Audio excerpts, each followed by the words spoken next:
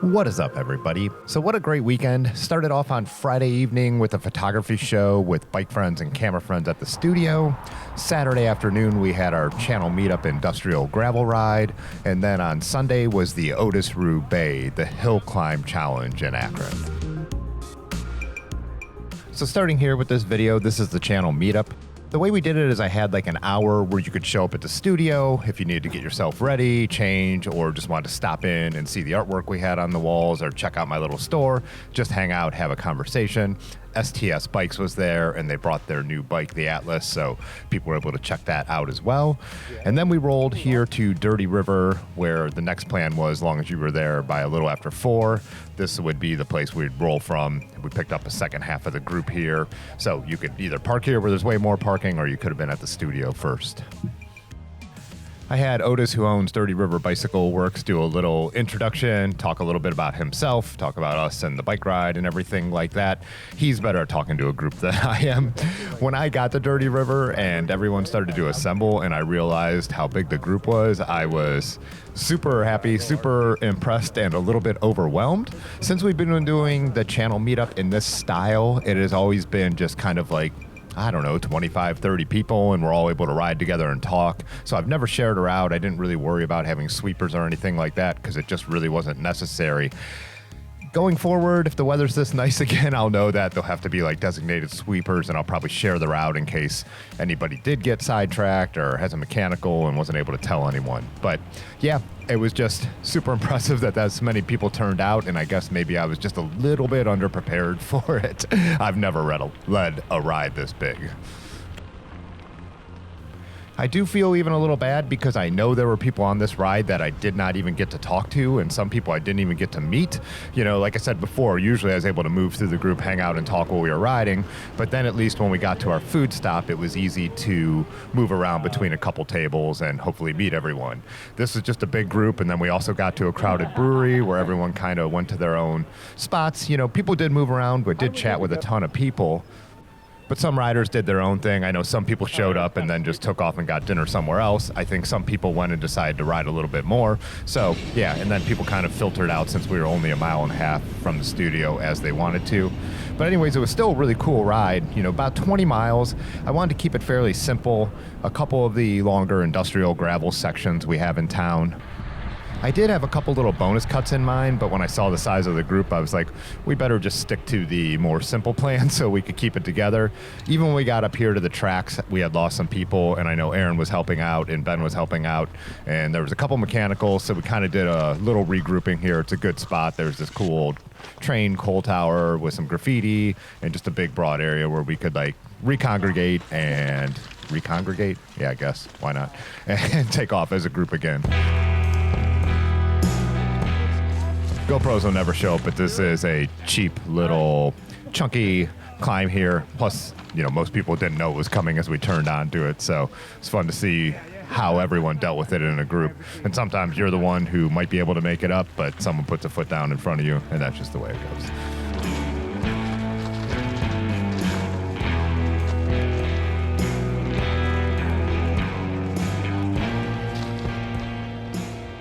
So a little bit of light trespassing, and then we were back out on the gravel.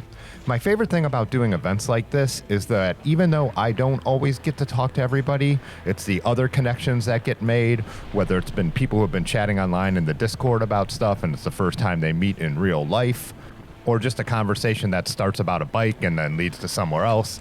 Like my buddy Dylan from Columbus was riding with someone, and it turns out they live on the same street. They had come all the way up to Akron, had never met each other down there, and met on this ride. Just amazing. Also, just for the record, I'm one of those people, I am not like super outgoing. So if there's a group of people, like I'm not always going to be the one to break in and be like, hey, I'm Tim, you know? So, and if you ever show up to something like this, or I'm at some other riding event and you want to talk, you just got to tap me on the shoulder. I'm happy to talk, but I'm just usually not a big initiator, if you will. So at the end of the gravel here in Cuyahoga Falls, what we did is we had Brad take the group that was already assembled over to the brewery, and me and a couple people waited up for Aaron and the sweepers. So thanks a lot again to my friends for helping out with this, because when it turned out to be a big group, it would be impossible to manage it on my own. So grateful for Brad and Aaron and Ben and everybody else who helped out on the ride. So we hung out at Hi-Ho for a while. Being that we were only a mile and a half from the shop, we kind of didn't do a group rollout, so people kind of filtered out as they wanted to, and then I just tried to be available there to let anyone know a route if they needed it, and I did make a couple Strava routes to share.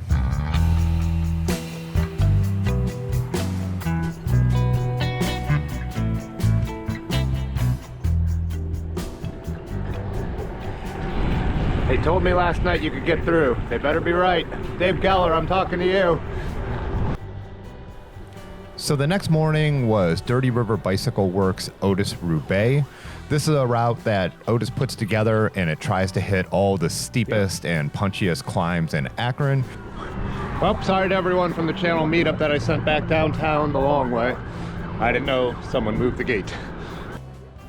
So the route for this is about 40 miles and 4,000 feet of elevation. As you can see, the turnout on this beautiful day was amazing. It actually got really warm. I think it got to 76 or 77 degrees. It's usually chilly and rainy on the Otis Roubaix. Part of the whole vibe is that it's a spring classic, but I will take this weather any day of the week. On each hill, so feel free to do that. The big thing is, don't miss the turn. Because this is a route to just woo!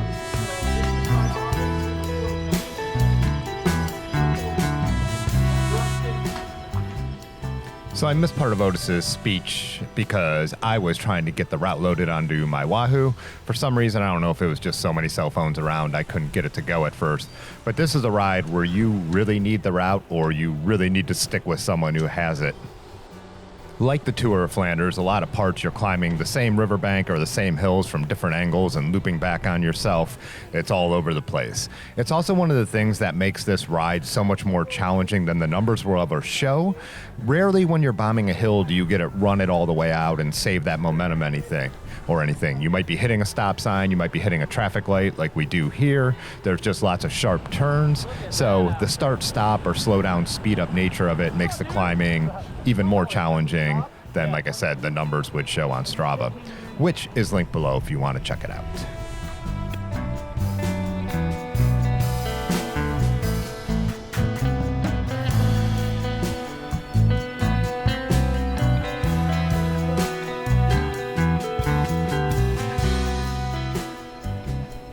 I rode with a nice group for maybe the first 10-ish miles of the ride.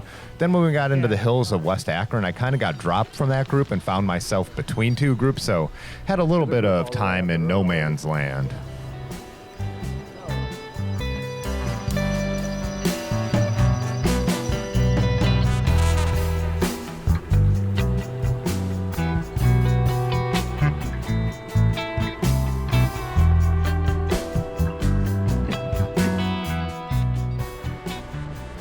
Overall, though, it was pretty cool as I did move in and out of different groups later in the day. Some people would stop to take a rest, and then I'd end up joining up with them, or some people would catch up to me and we'd ride together.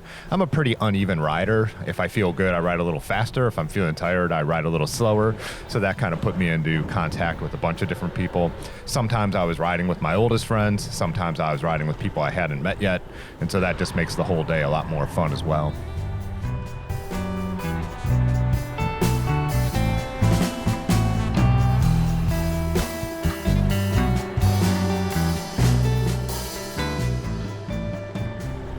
If you're not familiar with Akron, this is a really cool way to see it. But even if you are, you're probably going to ride down a lot of roads that you've never been on before. I know Erin, my girlfriend, got a bunch of new miles just doing the 25-mile version of this route.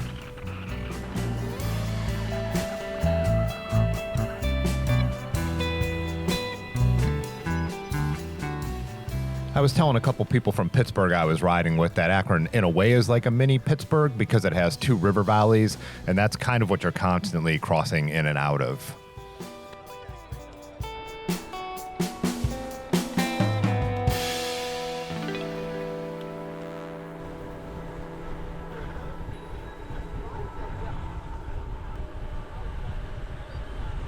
Even though I would overall classify this as a road ride, very happy to be doing it on my gravel bike. We hit every kind of surface on this ride for the most part. I was riding my Raleigh Tamland 2 with its drop bars and 44 and 42 mil tires. There's just a lot of these crazy brick cobbled descents and rough pavement, and it's just a lot more fun to be able to bomb them with some wider tires. We also hit some alley cuts that are gravel. There's a little bit of dirt. There's a little bit of crushed limestone. Just a real mix, as you can see, of everything Akron has to offer.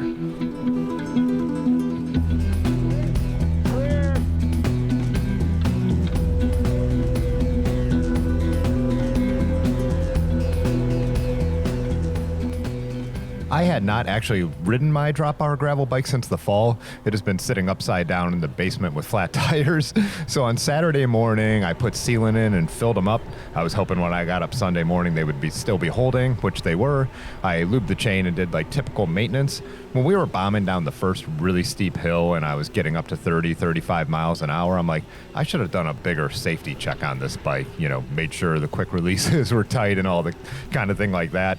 When I refilled my water bottle at some point I did, but also the front derailleur wasn't shifting right, which I remember from last fall, but I'd kind of forgotten over the winter. I do have an inline barrel adjustment on that, and I was able to adjust it to get it to shift into the big ring just enough. But yeah, kind of a stupid thing for a more experienced rider not to get my bike in better shape before going out and doing something kind of nuts like this.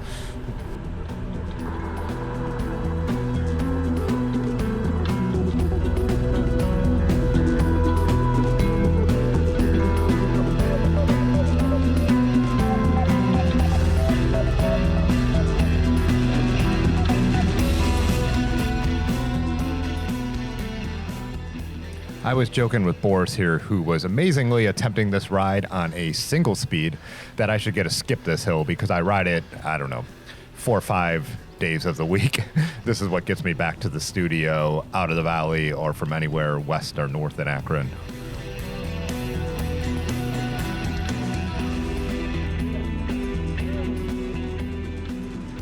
That is Maple Street there, which has one of the steepest parts anywhere on the route.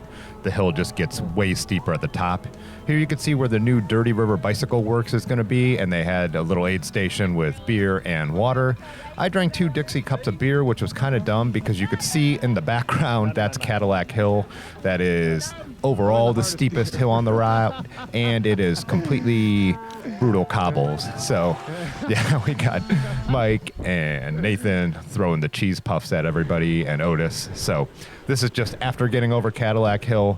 That is not a hill that I could film myself climb because I need to be breathing deep, and I'm worried about the balance just to keep the bike from picking up the front tire or skidding out the back tire. It's just pretty wild. And then you go on to this abandoned road gravel climb after that.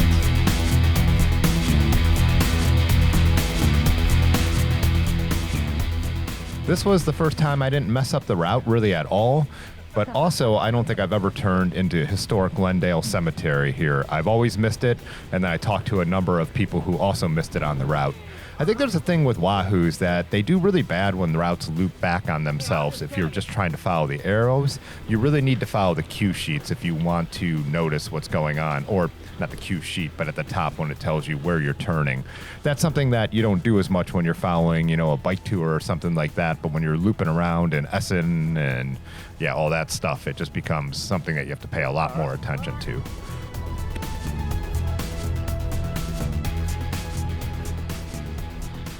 This is kind of the little transfer section to the last part of the day, which is about 10 or 12 miles out in Kenmore.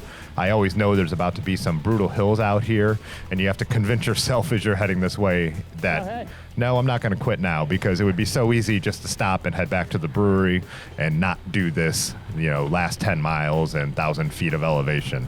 I always do it, though. So it's got some rewarding descents and some really cool views of the city out here over Summit Lake.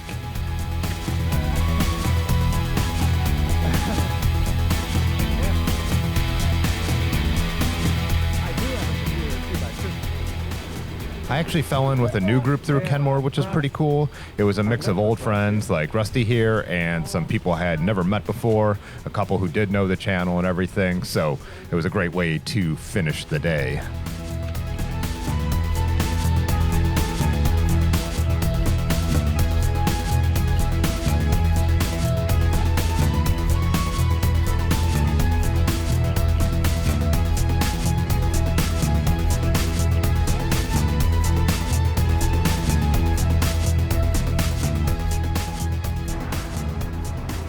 So almost all the climbing was done at this point. It was just heading back to Missing Falls Brewing. Had the party room rented until 5, so hanging out, having some food, having some drinks, getting to chat with everybody, tell the war stories, hear about everybody else's ride. So yeah, just an amazing weekend of meeting so many people, riding with so many friends from the internet, old friends, new friends, all that stuff.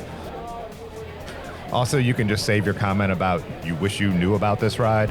I brought it up in the last 4 videos, and the Discord is linked below. That is where we post about this stuff. So check it out. It's either an app or a website, and that's where we keep the information going.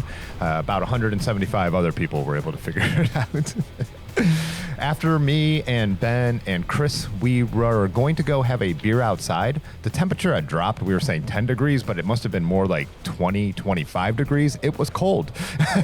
Went from being 76 and a real feel of 80 down so far. I never looked at the actual temperature, but we sat in the bike shop and had a beer and unwound for a second instead. Anyways, gonna have some photos from the channel meetup play us out. Thanks as always for watching. I will see you in the next video. Peace.